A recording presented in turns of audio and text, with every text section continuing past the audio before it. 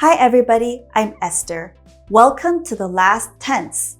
If you haven't checked out my earlier videos on the tenses, please go check them out now.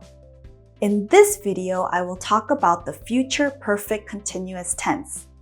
This tense can be used to describe an ongoing action or situation that will last for a specified period of time in the future. There's a lot to learn, so keep watching. The future perfect continuous tense is used to talk about an ongoing situation that will be in progress for a period of time at a specific point in time in the future. Let's take a look at some examples. The first sentence says, she will have been living in Ireland for 10 years at that point. So no matter what the subject, in this case we have she, we follow with will have been and then verb ing. So she will have been living in Ireland. Then this sentence has the duration. What period of time will this last? For 10 years. And when? Remember, we need a point in time in the future.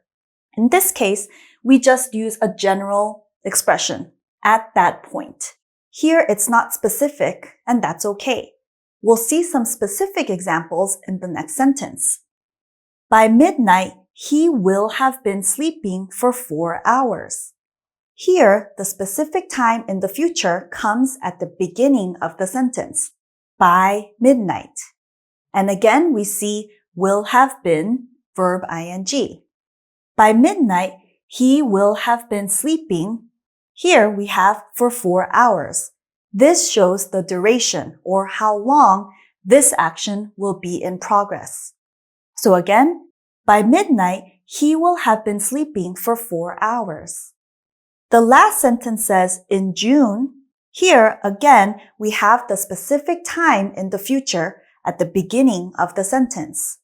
In June, we, that's the subject, will have been studying, there's the verb ing, at this university for 4 years. Here is the duration, for 4 years. Good job, and let's move on. Now, let's look at the negative form of the future perfect continuous tense. In the affirmative form, we say subject, will have been, and then verb ing. In the negative form, however, we say subject, will not have been, and then verb ing. Let's take a look at some examples. The first sentence here says, at that point, I will not have been living in Spain for 10 years. And so you see it. I is the subject, will not have been, and then verb ing, in this case, living. The next sentence says, he will not have been sleeping for 4 hours by midnight. Again, we see the subject, will not have been, and then verb ing, sleeping. The last sentence says, by then, we will not have been studying at this university for 3 years. Again, we see the subject, we, will not have been, and then verb ing, here, studying. Let's move on.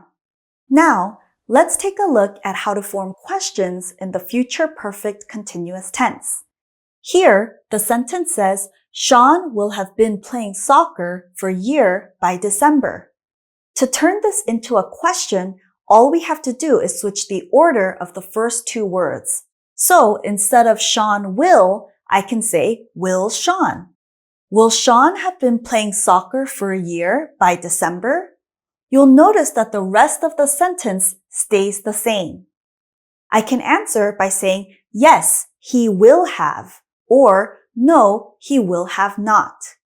The next sentence says, they will have been working there for 3 months by that time.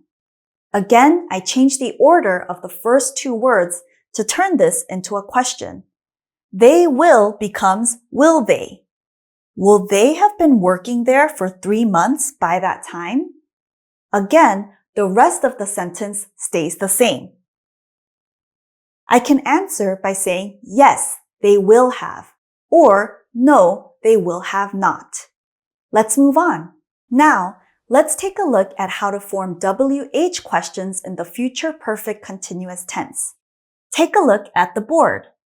All of these questions begin with a WH word: where, what, who, and how long.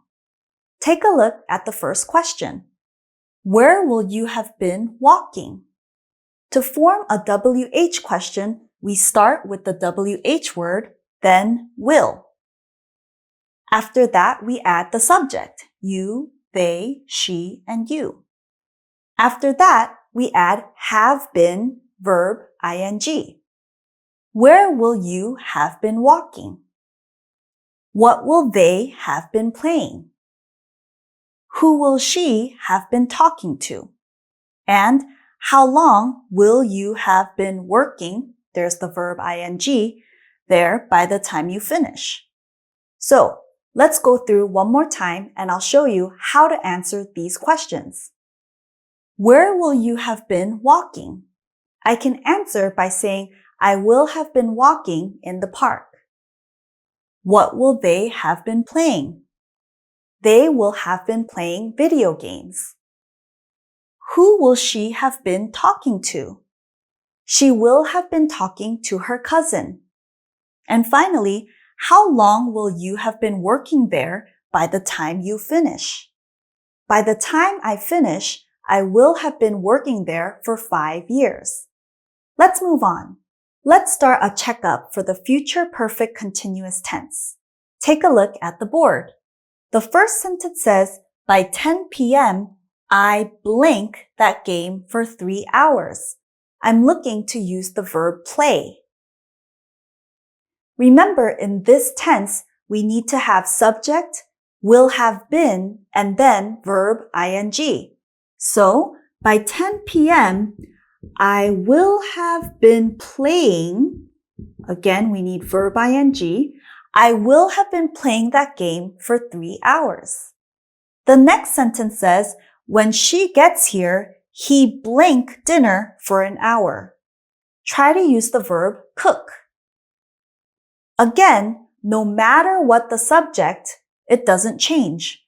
When she gets here, he will have been cooking. When she gets here, he will have been cooking dinner for an hour. Now, find the mistake in the next sentence. Steve and Jan will not have been waiting for a year when it arrives. Here we have a negative form. They will not have. Then we need been. They will not have been. And then the verb ing is here, so that's correct. Steve and Jan will not have been waiting for a year when it arrives. The last sentence says, it will have been work for 10 years on January 15th. So maybe here I'm talking about a computer or a TV, maybe some kind of machine. It will have been, I see the mistake here. We need verb ing. It will have been working for 10 years on January 15th. Great job, everybody. Let's move on. Congratulations! You have learned all 12 main English tenses. It's now time to keep practicing them in your reading and your writing. I hope to see you in my next videos. Bye!